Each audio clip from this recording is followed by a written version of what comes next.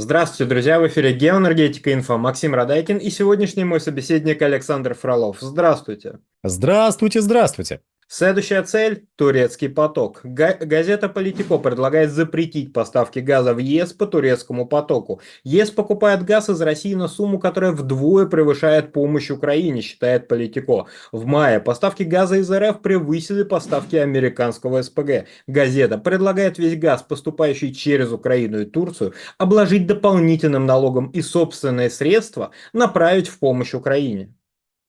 Как вы это прокомментируете? Ну что ж, будем читать пересказ этой статьи, такой, знаете, обработанный пересказ на сайте «Нефти Капитал». Прекрасное издание, чудесные люди. ЕС покупает газ в России на сумму, которая вдвое превышает помощь Украине.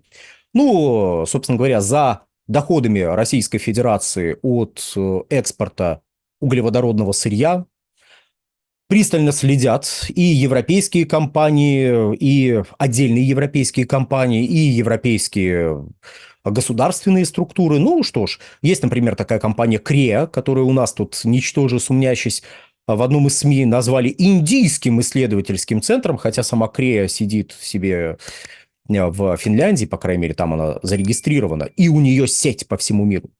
Вот, но Политико посчитала, что в 2 раза превышает. Ну что ж, спасибо, будем знать. Особенно, я надеюсь, будут знать наши слушатели, зрители, читатели, которые говорят, надо все прервать, никому ничего не поставлять, потому что ай-яй-яй, сразу все отправляют туда. А оказывается, нам денег идет больше. Вот, к вопросу, кого же Европейский Союз поддерживает в текущих условиях. Были бы мы Политико, мы бы задались таким вопросом. Хотя я не уверен, что они в принципе задаются какими-то вопросами.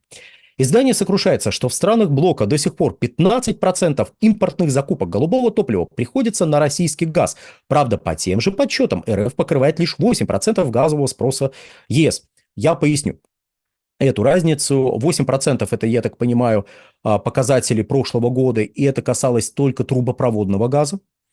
То есть, если мы берем трубопроводный газ в 2023 году, то да, там порядка 8-9% получится от общего объема. А в текущем году ситуация изменилась. В текущем году, несмотря на то, что американцы захватывают европейский газовый рынок, о чем нам рассказывают наши уважаемые лидеры общественного мнения, вы знаете, поставки газа из Соединенных Штатов в Европейский Союз несколько снизились. Ну, знаете, когда у вас в целом сокращается спрос на газ, и когда вы теряете статус премиального рынка, те объемы газа, которые приходили к вам в повышенном объеме, в повышенном количестве, когда вы были премиальным рынком, разворачиваются и идут туда, где заработать можно больше денег. Премиальность рынка определяется очень простым фактором. Это рынок, где можно заработать больше денег в данном конкретном случае. А премиальный рынок, если вдруг что, до декабря 2021 года до декабря 2021 года и с где-то конца 2023 года это Азия. Это Азиатско-Тихоокеанский регион. Поэтому зачем поставлять что-то в Европу, где платят меньше, если можно поставить в Азию, где платят больше? Это опять же к вопросу о том, как коварные американцы захватывают европейский газовый рынок руками таких американских компаний, как Total Energies, прошу прощения, S, наверное, не читаю, NRG, так вот, Shell, BP, Eni, Пгник и прочие вот эти вот чудесные люди. Кстати, Пгник теперь, наверное, правильнее называть Орлен, но не суть. Короче говоря, руками европейских энергетических компаний, которые заключают контракты с американскими заводами и оттуда газ куда-нибудь везут. Не обязательно в Европу. А в текущем году, да, во-первых, выросли в абсолютных показателях поставки из России и трубопроводного газа, и сжиженного природного газа. И они держатся, скажем, если говорить про трубопроводный газ, примерно на одном уровне. Там 600-650 миллионов кубических метров газа в неделю, не меньше. Так вот, 650 миллионов кубов – это в неделю больше, чем в прошлом году. Ну, в недельном выражении в прошлом году.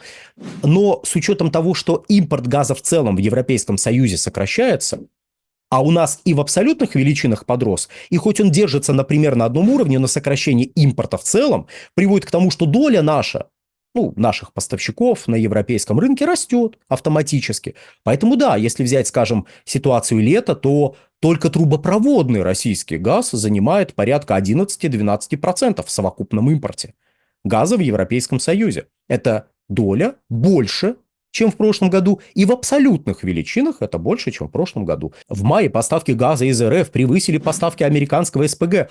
А как же захват европейского рынка американским газом?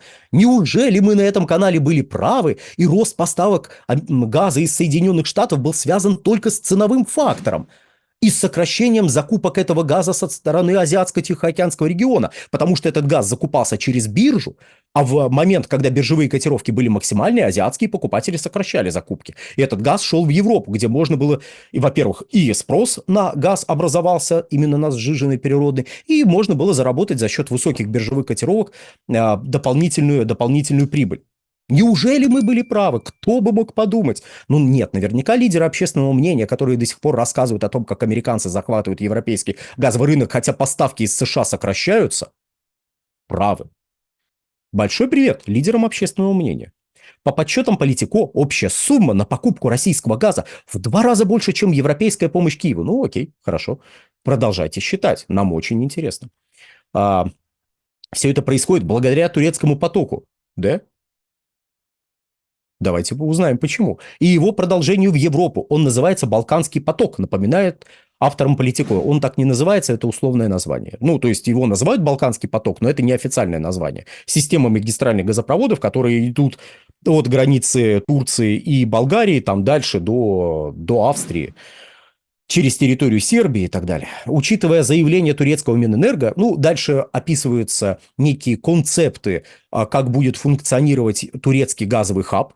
И да, турецкий газовый хаб – это вообще интересный фактор, который у нас в комментариях знающие люди, ну, в отличие от нас, понятное дело, знающие люди уже раскритиковали и серии, что вы про этот турецкий газовый хаб, все ерунда, все чушь. А вот, знаете, газета «Политико» переживает. Вы, кстати, каким VPN включите? Или можно сейчас, кстати, это говорить? VPN включите. Непонятно. В наше неспокойное время вообще непонятно. Так вот, включите VPN, зайдите на сайт Политико, в комментариях им напишите, что ребята, господи, какой турецкий газовый хаб, о чем вы? Так вот, там соглашением в общем, некими соглашениями, связанными с операторами газотранспортных систем, ну, в частности, вот с оператором болгарской газотранспортной системы, между Боташ, это турецкая компания, и вот между турецкой и болгарской стороной, этим соглашением, напоминает газета, заинтересовались антимонопольные органы ЕС, поскольку в блоке есть правила о равном доступе к газовой инфраструктуре, а эти поставки, выходят, будет осуществлять лишь одна компания. Там Боташ фактически сказала: ребята, а можно мы через вас будем там 3,6 миллиарда кубов поставлять? Да, говорят болгары, да, так можно. В блоке другой принцип. 50% мощности трубы, если ею владеет поставщик энергоресурса, надо резервировать для альтернативных поставщиков, точнее, не менее половины. Это в том случае, если данная труба не получила исключение из норм действия третьего энергопакета. Вы знаете, они сначала приняли третий энергопакет, а потом стали костыли к нему приделывать, потому что так третий энергопакет без костылей не работает. Такая устойчивая система, классная, шикарная. Ну, вы почитайте уважаемых людей, которые рассказывают: да, вот, какие гениальные управленцы, они все так продумали, все так шикарно. Поэтому на костылях и вперед в светлое зеленое будущее. В данном случае не совсем понятно, о чем идет речь, потому как если оператор газотранспортной системы Болгарии будет выставлять мощности на аукцион, и болгары будут пользоваться, и турки будут пользоваться только частью, или, прошу прощения, и турки будут приходить на этот аукцион, либо они будут пользоваться частью этой газотранспортной системы, которая будет меньше в годовом выражении, чем 50%, а 3,6 миллиарда кубических метров – это меньше 50% мощности этой трубы, то вообще непонятно, о чем в данном случае беспокоятся антимонопольные органы Европейского Союза. Надо будет пошерстить, посмотреть, каким пыльным мешком их на этот раз ударили, и, возможно, поговорить об этом отдельно. А пока идем дальше. Сделка с Боташ позволяет России скрывать происхождение своего газа, предоставляя «Газпрому» новый рынок для прямых продаж своим клиентам, минуя Украину. Кто бы мог подумать? дорогие комментаторы, которые рассказывают о том, что турецкий газовый хаб никому не нужен, вообще это полная чушь. Идите к Политико, ваше мнение там очень нужно.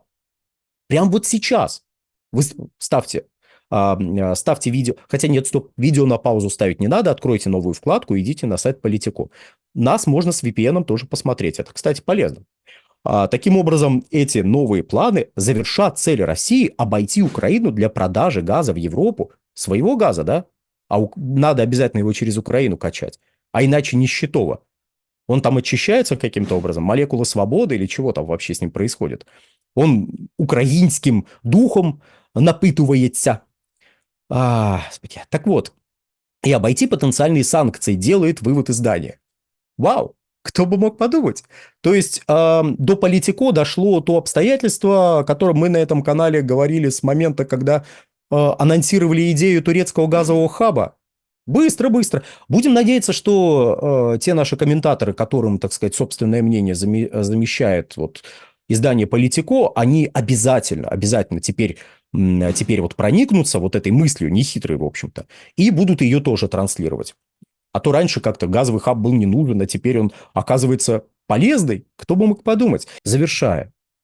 Если даже такой налог будет принят, точнее, будет попытка принять подобного рода налог, то вопрос о том, а если цена будет такой же, не снимается.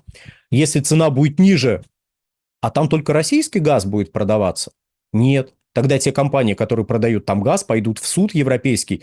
И попробуйте им объяснить, что нет, ваш газ, он весь российский. Это будет такой интересный международный скандал, против которого местные потребители должны будут взвыть, европейские потребители, взвыть и сказать, что вы делаете, остановитесь, уроды, прекратите, и так, в общем, жить тошно стало. Вот. Поэтому данные воззвания выглядят интересно, выглядят чуть-чуть истерично, но, с другой стороны, они позволяют посмотреть, как вот эти рупоры брюссельской пропаганды, вот эта брюссельская капуста, как, ну, знаете, там, ливерная колбаса, брюссельская капуста, в общем, какое-то можно блюдо, мне кажется, сварганить из этого всего. А как вот эта брюссельская капуста лапшу на уши вешает, вот еще одно блюдо добавилось. Так вот, еще один продукт добавился к нашему блюду. Как вот эта брюссельская капуста нам рассказывает о том, как с их точки зрения выглядит торговля российским газом с европейскими потребителями.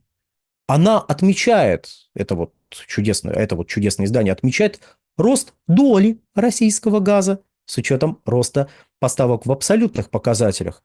И оно же невольно обозначает дистанцируемость европейского руководства от турецкого руководства. А то у нас по какой-то причине, знаете, некоторые лидеры общественного мнения, не очень люблю это слово, но давайте используем, триггерятся, услышав имя турецкого руководства в большей степени, чем услышав имена европейских руководителей.